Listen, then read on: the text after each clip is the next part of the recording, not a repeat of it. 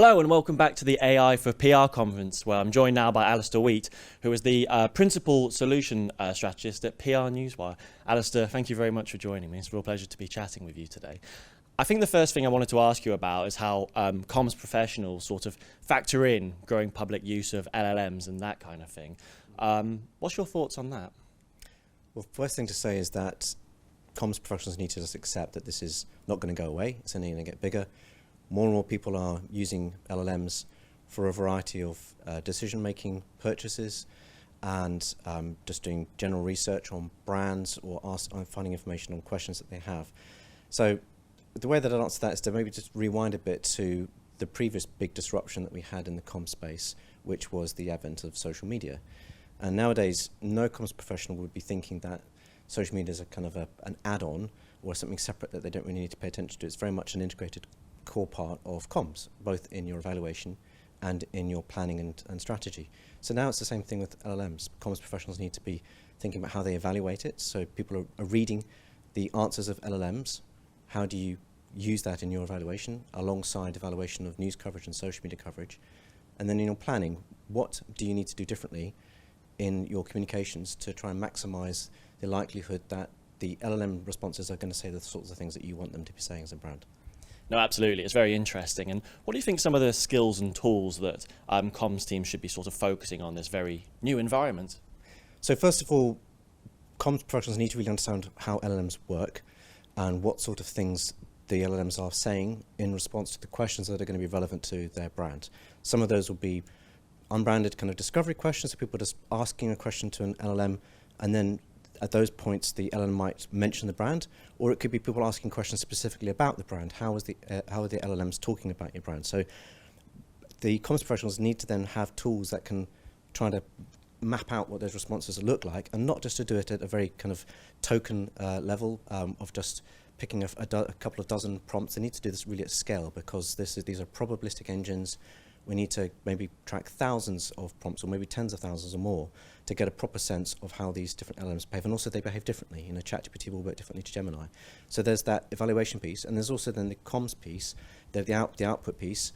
I'd say the humble press release has got a kind of a new life in this domain, in that you can use newswires as a way of getting your message out onto authoritative sources that are then picked up by the LLM. So, you know, obviously PR Newswire is one of the most cited domains now across all prompts.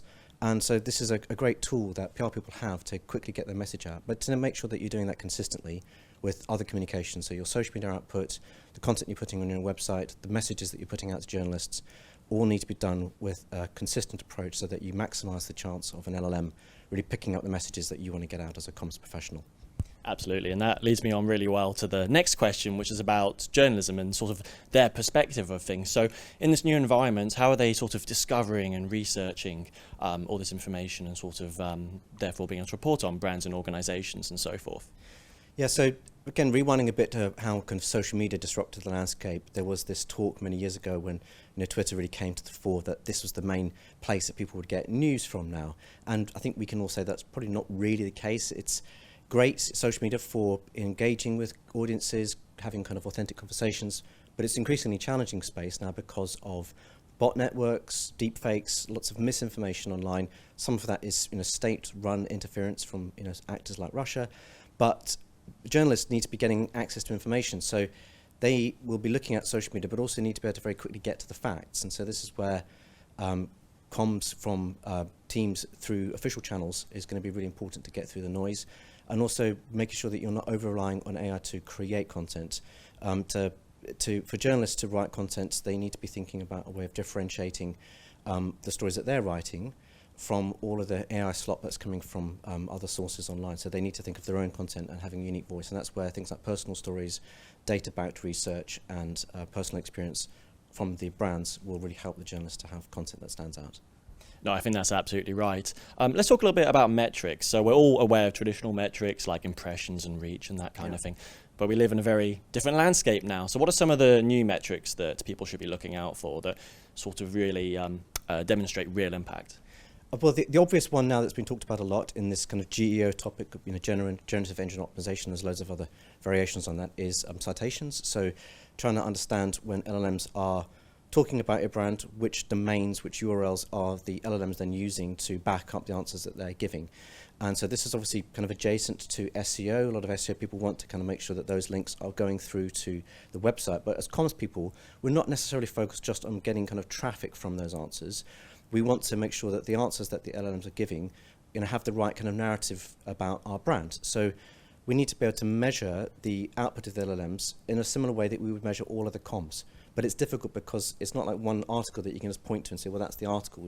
Different people will get different responses. So you have to take a maybe more kind of nuanced approach and also look at kind of averages. What is the kind of the mean response of LLMs when they're asked a certain question?